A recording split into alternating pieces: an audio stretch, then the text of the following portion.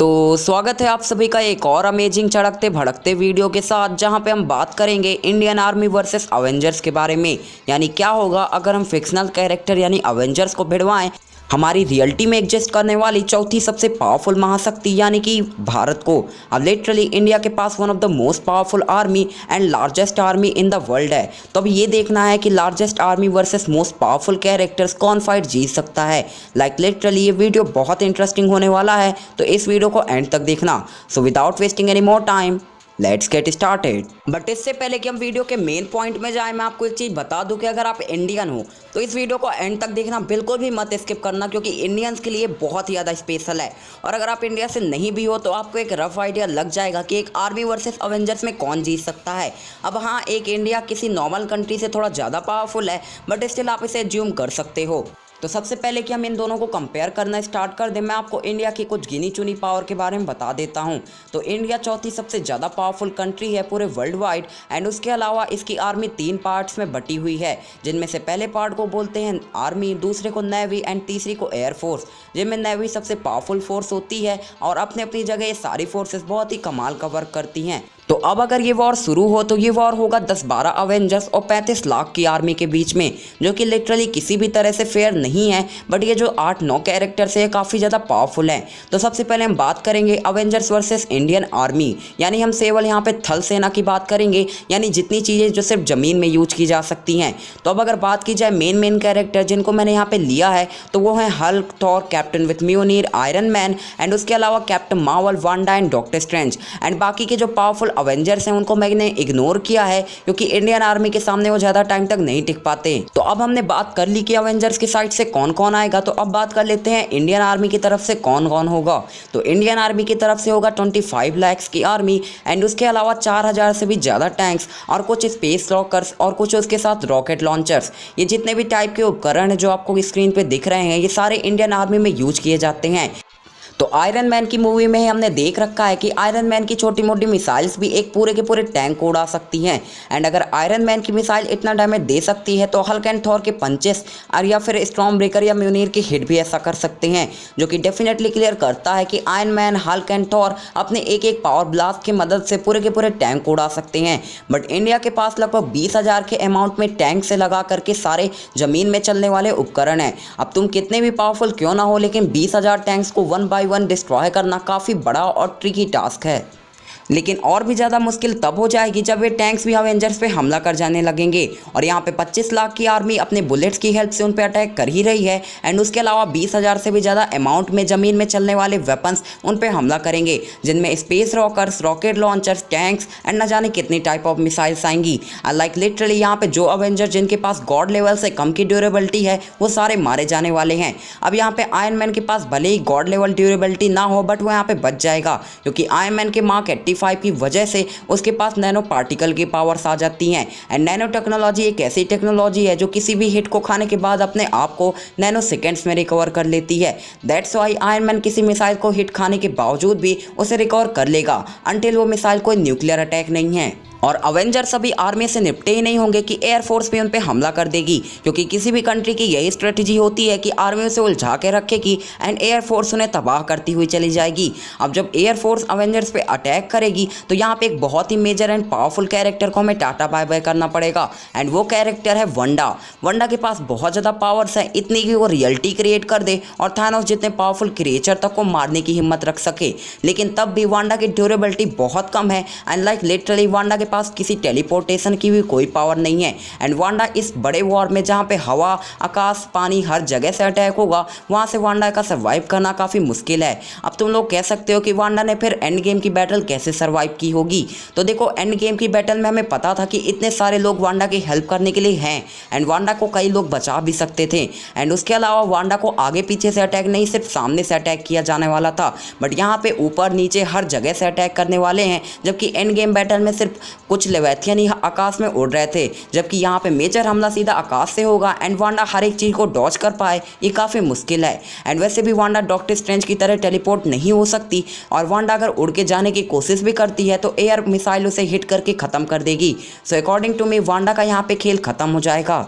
And अगर अब बात करें थॉर एंड हल्क की, तो इन्हें किसी भी तरह से फर्क नहीं पड़ने वाला, क्योंकि ये दोनों कैरेक्टर अवेंजर्स के one of the most durable characters में आते हैं। एंड उसके अलावा इन दोनों जो फीट्स दिखा रखी हैं वो बायफॉर मिसाइल से बहुत ज़्यादा हैं। एंड रॉस ने इन्हें कंपेयर किया था 30 मेगाटन की मिसाइल से, जो कि बायफॉर इन छोटी छोटी मिसाइलों से 1000 टाइम ज़्यादा पावरफुल है। आयरन मैन का मैं डिस्कस कर ही चुका हूँ। अब अगर बात की जाए कैप्टन विथ म्यूनिर की, तो कैप्टन म्यूनिर के साथ काफ़ी पावरफुल कैरेक्टर बन जाते हैं। लाइक लिटरली उनके हिट थानोस को हर्ट कर पा रहे थे। इससे ये बात साफ हो जाती है कि कैप्टन म्यूनिर को समन करने के बाद God like strength and durability भी परचेस करते हैं। और अगर कोई character God like durability purchase करता है तो ये छोटी मोटी मिसाइल उसका बाल भी बाका नहीं कर सकती। सो यहाँ से कैप्टन भी सेफ हो जाते हैं। रही बात कैप्टन मार्वल की, तो कैप्टन मार्वल के लिए और एडवांटेज की बात हो जाएगी, क्योंकि कैप्टन मार्वल एनर्जी को एब्जॉर्व कर सकती है। तो कैप्टन मार्वल पे लगने वाली मिसाइलों को काफ़ी ईजिली एब्जॉर्व कर लेगी एंड इवन बाइनरी फॉर्म में कन्वर्ट हो जाएगी, जो खुद इंडिया के लिए काफ़ी बड़ी प्रॉब्लम बन सकती है। लेकिन बाकी के कैरेक्टर्स यानी हॉकाई, वांडा और कुछ मेजर कैरेक्टर्स वो बाकी मारे जाएंगे। लेकिन रही बात डॉक्टर स्ट्रेंज की, तो डॉक्टर स्ट्रेंज के पास कम ड्यूरेबिलिटी है, आई एक्सेप्ट, बट स्टिल उनके पास काफ़ी एक्सपीरियंस है एंड वो सॉर्सर ऑफ सुप्रीम है। वो अपने आप को किसी भी तरह से बचा ही लेंगे। और जब बात भारी पड़ने लगेगी तो उनके पास टेलीपोर्टेशन भी है और वो काफ़ी ईजिली टेलीपोर्ट होकर कहीं पर भी जा सकते हैं। एंड उसके अलावा डॉक्टर स्ट्रेंज के पास मिरर डायमेंशन और ऐसी कई पावर्स हैं जिससे भले वो इंडियन आर्मी को ज़्यादा इफेक्ट ना कर पाएँ, बट एटलीस्ट खुद को डिफेंड कर सकते हैं। यानी डॉक्टर स्ट्रेंज के नॉकआउट होने का चांस काफ़ी कम है। लेकिन यहाँ पे तो कैरेक्टर्स बचते हैं, वो है Thor, Hulk, captain America, iron Man and Doctor Strange. And जो कैरेक्टर बचेगा वो है थानोस का सीक्रेट अफेयर, यानी कि कैप्टन मार्वल। तुम लोगों को नहीं पता कि कैप्टन मार्वल का अफेयर चल रहा है। अरे देखो, एंड गेम के इस सीन में इमोशनल काफ़ी कितनी चुम्माचाटी हो रही है, बट इस बात को हटाते हैं एंड बढ़ते हैं अपने पावर पॉइंट पे। तो अब तो तुम लोगों को लग रहा होगा कि अब तो अवेंजर्स वॉर जीत गए, तो तुम लोग गलत हो, क्योंकि अभी तो पार्टी शुरू हुई है। क्योंकि अभी तक अवेंजर्स खुद को डिफेंड कर रहे थे। मैं बात कर रहा था कि अवेंजर्स खुद को डिफेंड कर पाएंगे या फिर नहीं, और उसमें भी कुछ 4 ही 5 अवेंजर्स खुद को डिफेंड कर पा रहे हैं। लेकिन उसके अपोजिट में यानी इंडिया की अभी भी आर्मी को कुछ भी नहीं हुआ। अभी भी उसके 20,000 से ज़्यादा टैंक्स को डिस्ट्रॉय करना बाकी है एंड उसकी 25 लाख की आर्मी जो कि बुलेट्स एंड एमओ के साथ तैयार बैठी है हमें भूंजने के लिए। तो देखो, अब ये कहना कि इन 5 में से कोई भी बहुत जल्दी नॉकआउट हो जाएगा काफ़ी मुश्किल है, क्योंकि कैप्टन अमेरिका भी अब म्यूनिर के साथ है। उन्हें नॉकआउट करना काफ़ी मुश्किल काम है। बट स्टिल यहाँ पे अपोजिट टीम में भी काफ़ी बड़ी अमाउंट में आर्मी खड़ी हुई है। लाइक लिटरली अगर इस आर्मी को डिस्ट्रॉय करें ये 5 मिल करके भी, तो उन्हें बहुत ज़्यादा टाइम लग जाएगा। बहुत ज़्यादा मतलब कुछ ज़्यादा ही टाइम लग जाएगा, या फिर कई हफ्ते यहाँ तक कि महीनों तक का टाइम लग सकता है। क्योंकि तुम्हें पता नहीं है 25 लाख कितना बड़ा नंबर है। एंड उसके अलावा 20,000 से ज़्यादा टैंक को डिस्ट्रॉय करना ये भी कोई छोटा मोटा टास्क नहीं है। और उसके अपोजिट में एयरफोर्स भी हम पे अटैक कर रही है, जिसमें चिनोक और तेजस जैसे पावरफुल हेलीकॉप्टर भी आते हैं। एंड इंडिया के पास एक और मेजर पॉइंट है, वो है उसके हाइड्रोक्लोरिक अटैक्स। अब यहाँ पे हाइड्रोजन के बॉम्ब्स बना करके अटैक किए जाते हैं, जो कि काफ़ी डिस्ट्रॉयर होते हैं एंड डेफिनेटली किसी भी अवेंजर को मारने के लिए काफ़ी हैं। लेकिन यहाँ पे थॉर एंड कैप्टन मार्वल, जिनकी स्पीड रिफ्लेक्सेस काफ़ी ज़्यादा फास्ट हैं, वो बड़े आराम से इन्हें डॉज करते हुए डिस्ट्रॉय कर सकते हैं। यानी एयरफोर्स को कैप्टन मार्वल एंड थॉर संभाल लेंगे और iron man, captain America, Hulk ये सब मिलकर के आर्मी को संभालने की कोशिश करेंगे।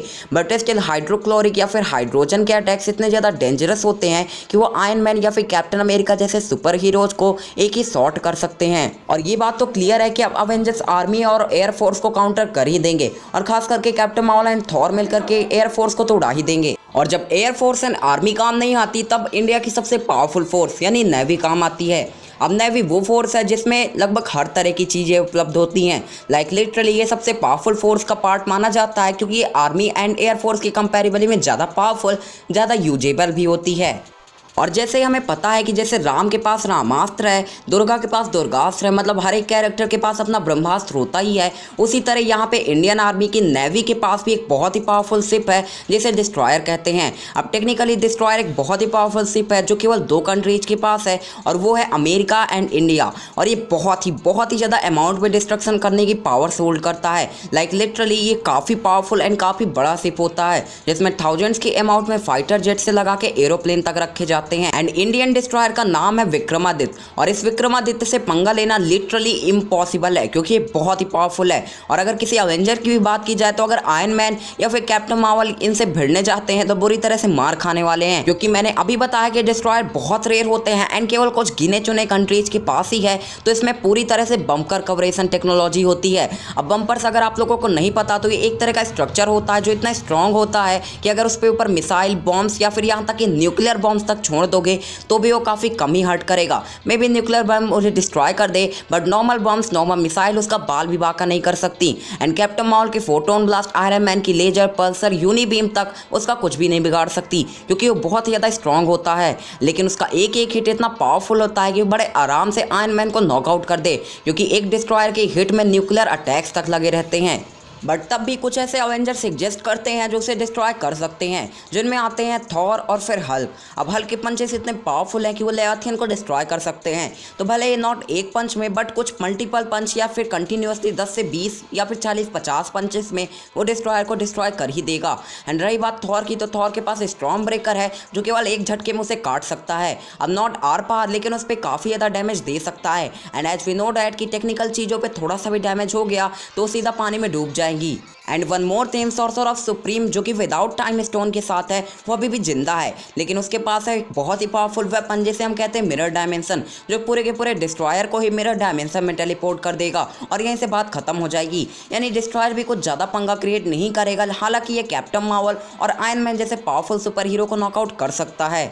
और बाकी जो नेवी की पावरफुल मिसाइल्स या फिर शिप्स होती हैं वो काफ़ी स्ट्रांग होती हैं, बट सुपर हीरोज़ के सामने ज़्यादा देर तक टिक नहीं पाएंगी, क्योंकि डिस्ट्रॉयर एक ऐसा शिप है जो पूरे world wide second most powerful ship का दर्जा लिए है। एंड दैट्स वाई अवेंजर्स को थोड़ी बहुत मुशक्कत करनी पड़ेगी, बट स्टिल वो डिस्ट्रॉयर को भी डिस्ट्रॉय कर ही देंगे। बट द क्वेश्चन कम्स कि क्या हार गया इंडिया? इतनी ही इंडिया में बारूद थी, या फिर उसके सारे पावर्स खत्म हो गए? क्या वो ऐसे फोर्थ मोस्ट पावरफुल कंट्री बन गया? तो नहीं, इंडिया के पास अभी भी कुछ ऐसा हथियार है जो काफ़ी हद तक अवेंजर्स को डिस्ट्रॉय कर देगा। एंड हम उसे कहते हैं nuclear attack, the most powerful weapon of any country. And let me clear one thing, ये वही न्यूक्लियर अटैक है जिसने सिर्फ एक शॉट कर रखा है सुपरमैन को भी, और सुपरमैन कितना ड्यूरेबल है बताने की जरूरत नहीं है। एंड इंडिया के कुछ बहुत ही पावरफुल मिसाइल जो कि न्यूक्लियर अटैक से ही पॉजेस रखती हैं, जिन्हें हम अग्नि 6 और कुछ वायु 6 के नाम से भी है। बट द मेन चीज़ की अग्नि 6 ये बहुत ही पावरफुल मिसाइल है एंड 5th जनरेशन की मिसाइल है, जो इतना बड़ा डिस्ट्रक्शन क्रिएट कर सकती है जिससे सारे के सारे अवेंजर्स बहुत बुरी तरह से घायल हो सकते हैं, इंक्लूडिंग थॉर एंड हल्क, जो कि एक बहुत ही पावरफुल न्यूक्लियर मिसाइल है। अब सुपरमैन को जिस मिसाइल ने हर्ट किया था उसकी जो पावर है वो 1 मेगाटन की थी, लेकिन ये जो मिसाइल है उसकी पावर 5 मेगाटन की होती है, यानी उस मिसाइल से 5 गुना पावरफुल मिसाइल है ये। और captain Marvel, iron man, doctor strange और यहाँ तक कि हल्क एंड थॉर ये बुरी तरह से इंजर्ड होने वाले इस मिसाइल से। अब देखो बाकी की जो अवेंजर्स हैं उनका मरना 100% है, उन्हें अब अगर भगवान भी आगे बचाएगा तो भी नहीं बचा पाएगा। लेकिन अगर हल्क एंड थॉर की बात की जाए तो ये काफ़ी ड्यूरेबल है। अब अगर तुम लोगों को याद हो एंड गेम, तो जब हल्क ने स्नैप किया था तो यहाँ पे पैरामीटर में साफ साफ दिखाया जा रहा है कि यहाँ पे 17 मेगाटन की एनर्जी रिलीज हुई थी, जो कि काफ़ी ज़्यादा है अग्नि मिसाइल की कंपेरेबल में। यानी हल्क अग्नि मिसाइल से इंजर्ड हो सकता है बट मर नहीं सकता। रही बात थॉर की, तो थॉर ने न्यूट्रॉन स्टार का हीट टेम्परेचर सह रखा है एंड मैंने उसको कैलकुलेट ऑलरेडी कर रखा है, जिसका टेम्परेचर है 90 मेगाटन और उससे भी ज़्यादा हो सकता है, 90 से 180 मेगाटन भी हो सकता है। बट फॉर एग्जाम्पल हम यहाँ पे 90 मेगाटन भी ले तो ये 5 मेगाटन से बहुत ज़्यादा है, लाइक लिटरली बहुत ज़्यादा। तो अब क्वेश्चन आता है कि क्या इंडिया की सबसे पावरफुल मिसाइल अग्नि 6 को अवेंजर्स सर्वाइव कर सकते हैं? अवेंजर्स नहीं, थॉर एंड हल्क। तो answer will be yes, Thor and Hulk इसे सर्वाइव कर सकते हैं। बट अब इस पिक्चर को देखो, इस पिक्चर में लिखा है इंडिया हैज 150 न्यूक्लियर मिसाइल्स, यानी अग्नि केवल न्यूक्लियर मिसाइल नहीं है, इंडिया के पास 150 फकिंग न्यूक्लियर मिसाइल्स हैं जो बड़े आराम से हल्क का डाटा बाय कर सकते हैं, क्योंकि हल्क को सिर्फ 17 मेगाटन की एनर्जी ने डाटा बाय कर दिया था। जब 150 मेगाटन की एनर्जी फूटेगी ना तो हल्क को भी नानी याद आ जाएगी अगर होगी तो। और रही बात थॉर की, तो थॉर ने 90 मेगाटन की एनर्जी सहने के बाद नॉकआउट हो गया था। यहाँ पे बात 150 मेगाटन की एनर्जी के साथ हो रही है। So yes, Thor will be also knockout. But बात एक रुक जाती है। अब यहाँ पे इतना बड़ा एक्सप्लोजन हुआ है तो अर्थ के कोर तक घुस जाएगा, क्योंकि 1 किलोमीटर के अंदर 150 न्यूक्लियर बम्स फोड़ने की किसी में हिम्मत नहीं है और इंडिया ने कर दिया है। अब अगर ऐसा कुछ हुआ है तो वो कोर तक चला गया है एंड कोर का जितना भी लावा होगा वो सब अर्थ में निकलने लगेगा एंड इस तरह होगा इंडिया का सर्वविनाश। लिटरली अगर 150 न्यूक्लियर अटैक्स को तुम 1 किलोमीटर में फोड़ दोगे तो इंडिया को बचाने से, इंडिया तो छोड़ो पूरी की पूरी दुनिया का कल्याण हो जाएगा। और यहाँ पे अब थॉर बच पाएगा कि नहीं, ये क्वेश्चन होगा तुम लोगों का। So not to be offend, Thor ही नहीं हल्क भी इसे सर्वाइव कर लेगा, क्योंकि 150 मेगाटन का एक्सप्लोजन सिर्फ थॉर एंड हल्क के खोपड़ी में नहीं हुआ, उसके एरिया पे हुआ है। 1 किलोमीटर एरिया की जहाँ सराउंडिंग बढ़ जाएगी ना तो थॉर एंड हल्क इसे सर्वाइव कर लेंगे। फिर थॉर ने 90 मेगाटन को स्टॉर्म ब्रेकर से हील भी कर लिया था तो इसे भी हील कर लेगा। एक लाइक तो बनता है इंडियन आर्मी के लिए, इतनी पावरफुल थी मुझे नहीं पता था। बस आज के लिए इतना ही।